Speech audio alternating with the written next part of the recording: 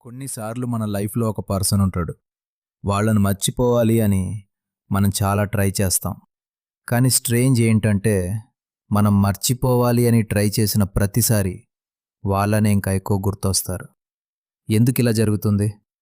Psychology ప్రకారం మన బ్రెయిన్కి ఒక ఇంట్రెస్టింగ్ హ్యాబిట్ ఉంటుంది. మనం ఈ థాట్ రావదు అని ట్రై చేస్తే బ్రెయిన్ ఆ థాట్ని ఇంకా స్ట్రాంగ్గా రిమెంబర్ చేస్తుంది. దానిని ఐరానిక్ ఎఫెక్ట్ అని అంటారు.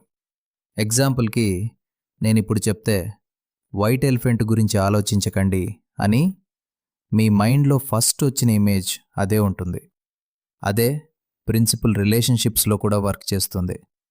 మనం ఒక పర్సన్ని అవాయిడ్ చేయాలి అని ట్రై చేస్తే మన బ్రెయిన్ ఆ మెమరీస్ని మళ్ళీ మళ్ళీ రీప్లే చేస్తుంది. అందుకే కొన్నిసార్లు మనం ఆ పర్సన్ని కాదు మిస్ అవ్వడం, ఆ పర్సన్తో ఉన్న మెమరీస్ని మిస్ అవుదాం. నిజమేంటంటే, మెమరీస్ని ఫోర్స్గా డిలీట్ చేయడం పాసిబుల్ కాదు. కానీ వాటిని యాక్సెప్ట్ చేసి లైఫ్లో ముందుకు మూవ్ అవ్వడం పాసిబుల్. కొన్ని పీపుల్ మన లైఫ్లో పర్మనెంట్గా ఉందారు. కానీ వాళ్ళతో ఉన్న మెమరీస్ మన స్టోరీలో ఒక చాప్టర్ లాగా ఉంటాయి. మీ లైఫ్లో కూడా ఇలా జరిగిందా?